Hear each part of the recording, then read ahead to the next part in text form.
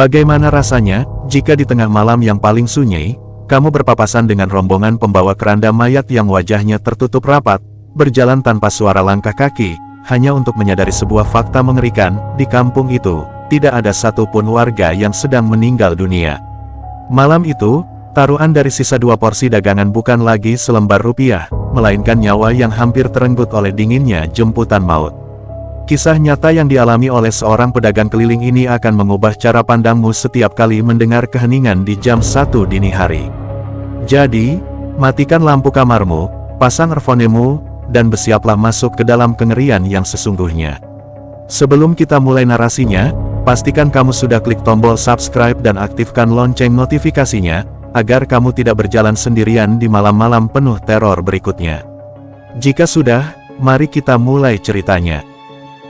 Malam itu, jarum jam seolah bergerak lebih lambat di bawah temaram lampu jalan raya utama. Angin berembus cukup kencang, membawa hawa dingin yang perlahan menusuk hingga ke balik jaket kain yang sudah mulai menipis. Pak Bimo menghentikan sepeda motor bebek tuanya di dekat sebuah tiang listrik yang menjadi pembatas antara jalan raya dan gerbang pemukiman. Di bagian belakang motornya, sebuah gerobak kayu kecil berisi peralatan memasak mie tek-tek tampak kokoh terikat. Ia turun dari motor, menggosok kedua telapak tangannya yang mulai kaku karena hawa malam, lalu membuka tutup wajan besar di atas kompor minyaknya. Uap panas mengepul pelan, menyebarkan aroma gurih kaldu yang khas ke udara bebas. Pak Bimo mengintip ke dalam wadah penyimpanan bahan baku. Setelah menghitung dengan cermat sisa mie, bumbu, dan potongan ayam di sudut laci gerobaknya, ia menarik napas panjang seraya bergumam pelan. Dagangannya malam ini hanya tersisa sekitar 2 porsi lagi. Sebenarnya, kantong plastik di laci tempat ia menyimpan uang sudah cukup tebal oleh lembaran rupiah hasil jualan sejak sore tadi. Hasil hari ini sudah lebih dari cukup untuk memenuhi kebutuhan dapur di rumah. Namun, sebagai seorang pria parubaya yang terbiasa hidup hemat, rasanya sangat sayang jika sisa bahan makanan yang masih segar ini harus dibawa pulang dan berisiko basi keesokan harinya.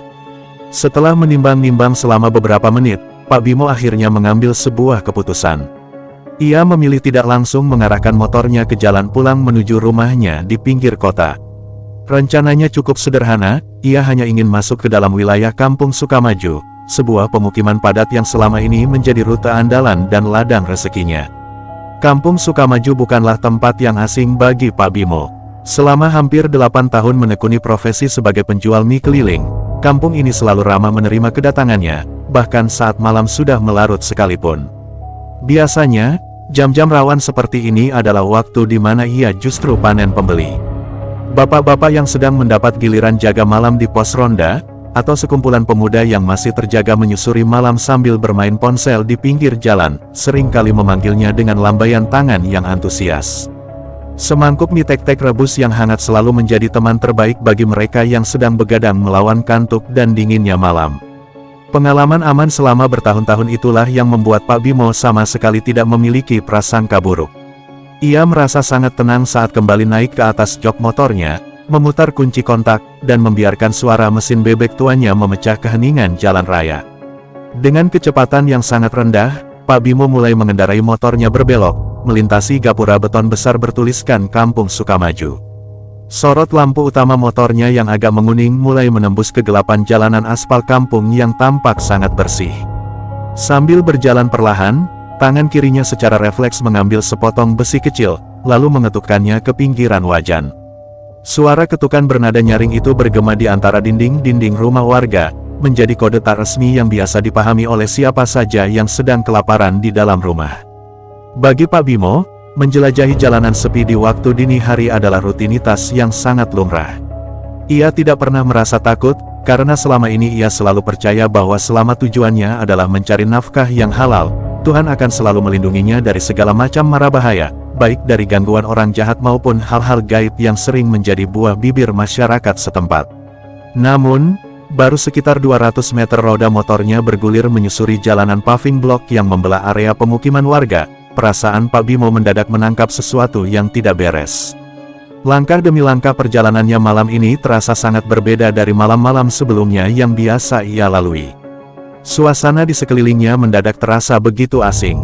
Biasanya, meskipun waktu sudah bergeser jauh melewati tengah malam, Kampung Sukamaju tidak pernah sesunyi ini. Setidaknya, di area perempatan jalan yang terletak tepat di dekat lapangan voli, selalu ada pemandangan yang menghidupkan suasana malam. Di sana biasanya menjadi titik kumpul favorit anak-anak muda setempat. Mereka kerap duduk-duduk santai di atas jok motor yang terparkir berjajar, saling melempar tawa, mengobrol ke sana kemari, atau sekadar mabar game online bersama hingga menjelang subuh. Malam ini, pemandangan itu lenyap sepenuhnya.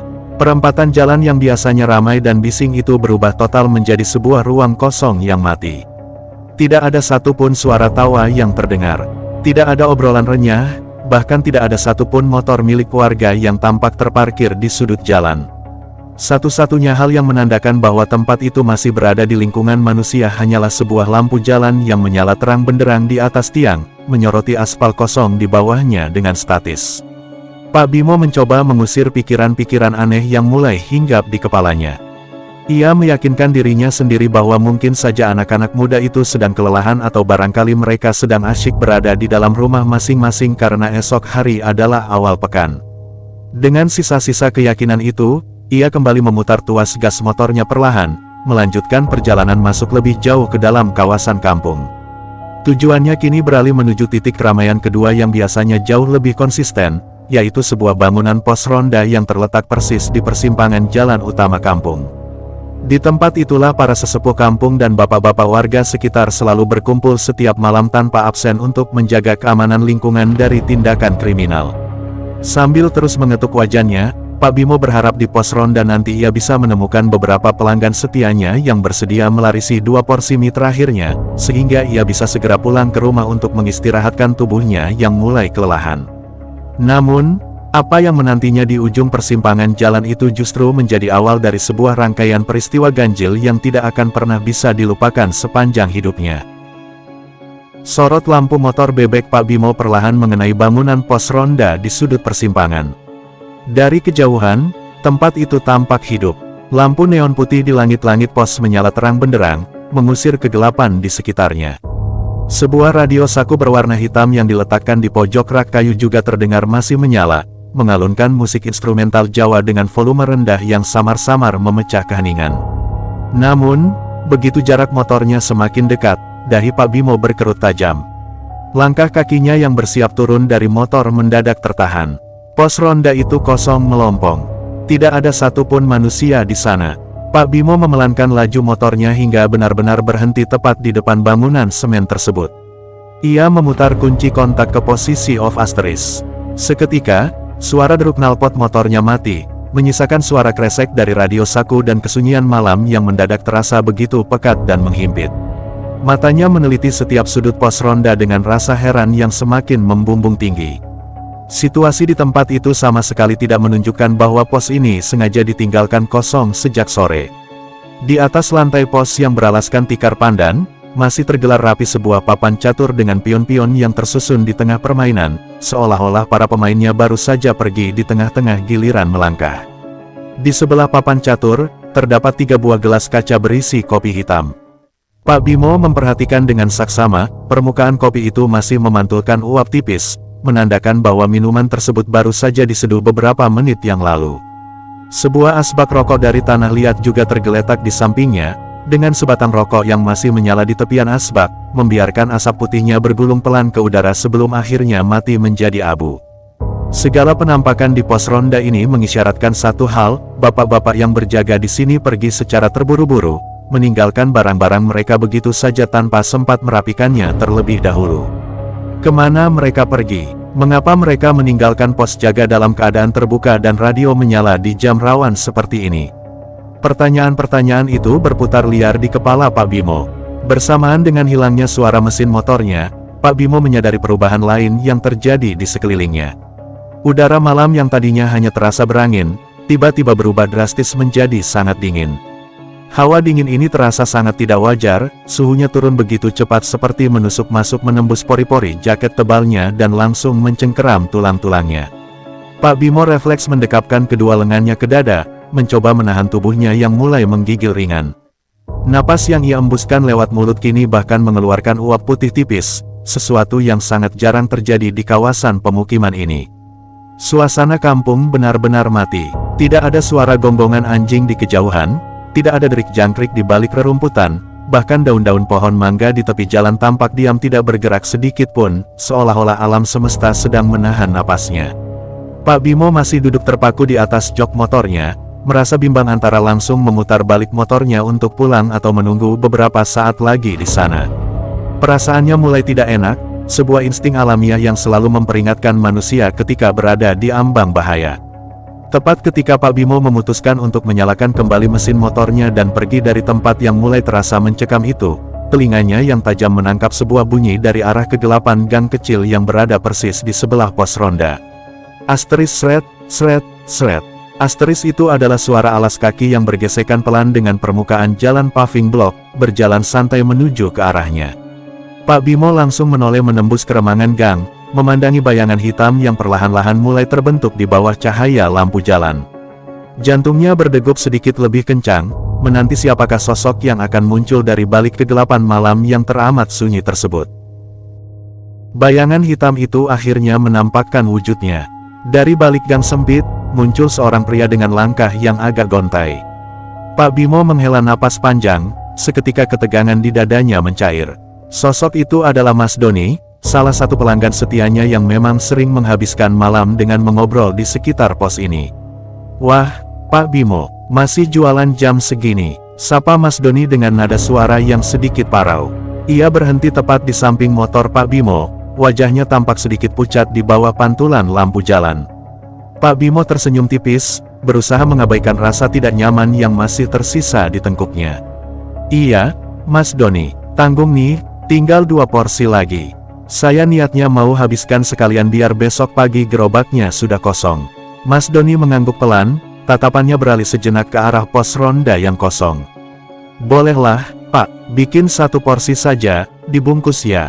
Saya bawa pulang buat makan di rumah, mumpung masih panas." Pak Bimo segera beranjak dari jok motornya. Dengan cekatan, ia menyiapkan kantong plastik dan mulai meracik bumbu. Sambil tangannya sibuk mengaduk mie di wajan, Pak Bimo akhirnya memberanikan diri menanyakan keganjilan yang ia temukan sejak tadi. "Mas Doni, tumben banget malam ini kampung sepi total. Tadi saya lewat perempatan lapangan voli, kosong melompong. Terus ini pos ronda ditinggal begitu saja, kopinya pun masih hangat.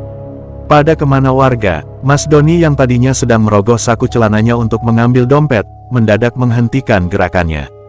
Ia terdiam sejenak, menatap Pak Bimo dengan sorot mata yang sulit diartikan. "Oh, pantesan Bapak bingung," jawab Mas Doni pelan. "Warga lagi pada kumpul semua di RT 05, Pak. Ada rapat mendadak?" tanya Pak Bimo sambil mengikat bungkusan plastik mie dengan karet gelang. Mas Doni menggeleng perlahan. "Bukan rapat, Pak, ada kabar duka. Tetangga kita di RT 05 baru saja meninggal dunia barusan. Makanya, bapak-bapak yang jaga di gardu dan anak-anak muda di perempatan langsung pada buru-buru ke sana semua buat bantu-bantu persiapan pemakaman." Mendengar penjelasan itu, Pak Bimo manggut-manggut. Perasaan lega menyelimuti hatinya, misteri hilangnya warga malam ini akhirnya terjawab. Ternyata ada musibah. Pak Bimo menerima uang dari Mas Doni dan menyerahkan bungkusan minyak. Setelah berbincang singkat, Mas Doni berpamitan dan melangkah pergi menjauh, menghilang kembali ke dalam kegelapan lorong rumahnya. Kini, Pak Bimo benar-benar sendirian lagi. Namun, alih-alih merasa tenang setelah mengetahui alasan di balik kesunyian itu, naluri Pak Bimo justru berteriak untuk segera pergi. Rasanya sangat tidak sopan jika ia tetap berkeliling di tengah warga yang sedang berduka. Dengan cepat, ia segera merapikan peralatan dagangnya. Ia memasukkan botol kecap dan sambal ke rak bawah, lalu memastikan tutup panci terikat kuat. Setelah semuanya dirasa aman, Pak Bimo duduk kembali di atas jok motornya. Ia menarik tuas kopling dan bersiap untuk menginjak tuas starter. Namun, tepat sebelum kakinya menekan tuas tersebut, pandangannya tertuju ke arah ujung jalan lurus di depannya. Sebuah pergerakan mencurigakan terlihat di bawah lampu jalan yang jauh di sana. Sesuatu sedang berjalan perlahan ke arah pos ronda, tepat menuju ke arahnya. Pak Bimo menahan gerak kakinya di atas tuas mesin. Di ujung jalan yang lurus dan diselimuti kabut tipis, siluet sekelompok orang bergerak maju secara teratur. Pikirannya saat itu masih mencoba mencari alasan logis. Ia menduga mereka adalah bapak-bapak warga kampung yang baru saja kembali dari rumah duka atau hendak menuju ke area pemakaman umum. Namun, semakin dekat jarak rombongan itu dengan pos ronda, asumsi wajar Pak Bimo mulai goyah dan tergantikan oleh rasa dingin yang menjalar di punggungnya. Rombongan itu berjalan kaki dengan formasi yang sangat rapat dan kaku. Di tengah-tengah barisan, mereka terlihat memanggul sebuah keranda kayu tua di atas pundak. Detak jantung Pak Bimo seketika berdegup kencang ketika wujud fisik orang-orang tersebut mulai terlihat jelas di bawah temaram lampu jalan. Mereka sama sekali bukan bapak-bapak warga kampung Sukamaju yang ia kenal. Seluruh anggota rombongan itu, dari barisan paling depan hingga yang memikul beban di belakang, berpenampilan sangat ganjil dan mengerikan. Mereka semua mengenakan jubah panjang berwarna hitam pekat yang menjuntai hingga menyentuh mata kaki. Bagian atas jubah tersebut dilengkapi dengan penutup kepala tebal yang ditarik jauh ke depan, membuat seluruh area wajah mereka tertutup kegelapan sempurna. Tidak ada mata, tidak ada hidung, tidak ada ekspresi yang bisa dilihat. Keanehan itu tidak berhenti sampai di situ. Rombongan pembawa keranda ini terus melangkah maju secara serempak, membawa beban kayu yang tampak sangat berat, namun mereka bergerak tanpa menimbulkan suara sedikitpun. Pak Bimo mempertajam pendengarannya di tengah malam yang mati itu. Seharusnya, suara sekecil apapun di atas jalanan paving block ini akan bergema dengan keras. Namun, telinganya sama sekali tidak menangkap gesekan alas kaki, langkah sepatu, ataupun deru napas orang yang kelelahan.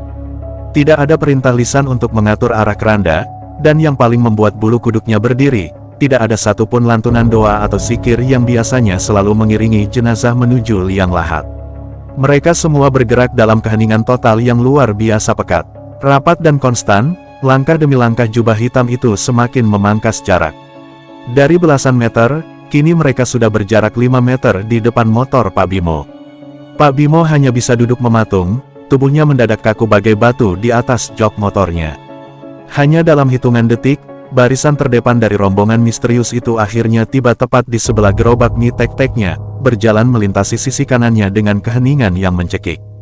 Tepat saat keranda kayu tua itu berada persis sejajar dengan pandangan matanya, sebuah embusan angin yang teramat dingin mendadak menerpa wajah Pak Bimo.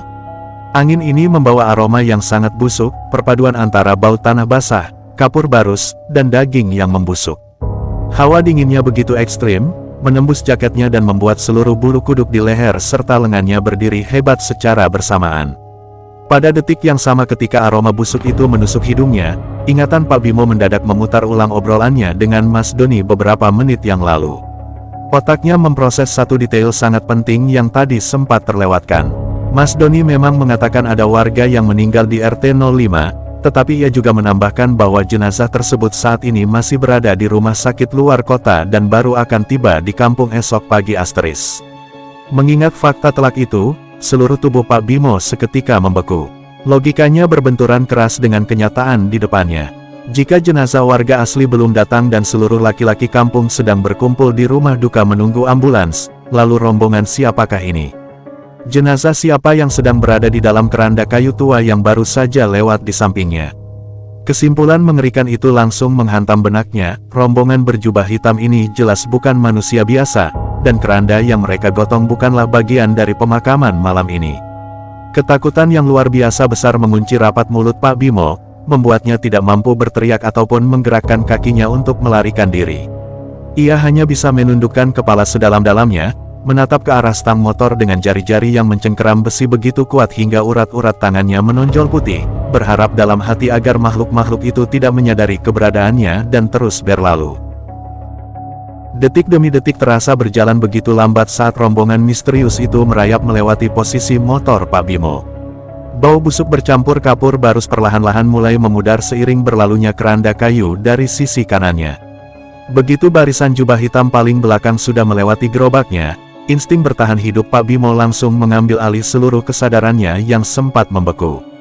Tanpa berani menoleh ke belakang sedikit pun, tangan Pak Bimo yang gemetar hebat langsung mencengkeram stang, sementara kaki kanannya menghentak tuas sela motor dengan seluruh sisa tenaga yang ia miliki. Brum, mesin motor bebek tua itu langsung menyala, memecah keheningan malam yang mencekik dengan deruk knalpot yang memekakkan telinga. Pak Bimo tidak membuang waktu untuk menaikkan standar samping, ia langsung menarik tuas gas sedalam-dalamnya. Motor bebeknya melesat kencang, meninggalkan area pos ronda yang diterangi lampu neon putih tersebut. Angin malam menghantam wajahnya dengan keras, namun rasa dingin itu kalah telak oleh rasa ngeri yang membakar dadanya. Setelah melaju sekitar 100 meter menjauhi lokasi, rasa penasaran yang bercampur dengan teror mendalam memaksa mata Pak Bimo untuk melirik ke arah kaca spion kecil di stang motornya. Ia ingin memastikan kemana rombongan mengerikan itu melangkah. Namun, begitu matanya menangkap pantulan di kaca spion, jantungnya seakan berhenti berdetak. Jalanan paving block yang lurus di belakangnya terlihat benar-benar kosong melompong. Tidak ada jubah hitam, tidak ada keranda kayu, tidak ada apa-apa. Hanya ada pos ronda yang sepi dan sorot lampu jalan yang statis menembus kabut tipis. Secara logika, sangat mustahil sekelompok orang yang berjalan kaki memikul beban seberat keranda bisa berlari secepat kilat atau menghilang dalam hitungan detik, apalagi di sepanjang jalan lurus yang tidak memiliki gang di kanan maupun kirinya. Kesadaran itu menghantamnya telak. Rombongan pengantar jenazah berjubah hitam itu memang makhluk tak kasat mata yang sengaja menampakkan wujudnya. Ketakutan Pak Bimo memuncak. Ia terus memacu motornya dengan kecepatan penuh, melewati jalanan kampung yang mati tanpa memedulikan guncangan gerobak mie di belakangnya yang bergoyang tidak beraturan. Sepanjang sisa perjalanan menuju rumah, tubuhnya terus menggigil hebat meskipun ia berada di dekat mesin motor dan kompor minyak yang masih terasa hangat. Pikirannya tidak lagi memedulikan sisa 2 porsi dagangan yang gagal terjual malam itu. Satu-satunya hal yang ia inginkan hanyalah keselamatan. Sesampainya di halaman rumah, Pak Bimo langsung mematikan mesin, turun dengan terburu-buru tanpa merapikan gerobaknya, dan segera masuk ke dalam rumah. Ia membanting pintu kayu depannya, menguncinya rapat-rapat dari dalam dengan tangan yang masih gemetar, lalu duduk bersandar di balik pintu sambil mengatur napasnya yang tersengal-sengal. Di dalam kehangatan rumahnya sendiri, ia baru bisa bernapas lega, meskipun bayangan kain jubah hitam dan aroma tanah kuburan seolah masih melekat erat di ingatannya. Kejadian malam itu menjadi titik balik bagi hidup Pak Bimo. Pengalaman mistis bertukar sapa dengan keheningan malam yang salah telah memberinya pelajaran yang teramat berharga. Sejak malam mencekam di kampung Sukamaju itu, Pak Bimo bersumpah pada dirinya sendiri untuk tidak akan pernah lagi memaksakan diri berdagang hingga larut malam. Baginya, rezeki bisa dicari lagi keesokan hari, namun ada batas-batas tak terlihat di dunia ini yang sebaiknya tidak diganggu ketika malam sudah mencapai puncaknya. Terima kasih sudah menyimak kisah Pak Bimo sampai selesai. Pengalaman mencekam di kampung Sukamaju malam itu menjadi pengingat berharga bagi kita semua, bahwa di balik sunyinya malam, ada garis batas tak terlihat yang sebaiknya tidak kita lalui. Rezeki memang harus dicari, namun keselamatan dan kewaspadaan tetaplah yang utama, terutama saat jarum jam sudah melewati tengah malam dan dunia di sekitar kita mendadak sunyi secara tidak wajar. Jika kalian menyukai cerita-cerita misteri dan kisah nyata yang menegangkan seperti ini, jangan lupa untuk klik tombol like asterisk, tinggalkan komentar kalian tentang kisah tadi, dan subscribe channel ini agar tidak ketinggalan narasi misteri selanjutnya. Sampai jumpa di kisah mistis berikutnya, tetap waspada dimanapun kalian berada, dan selamat malam.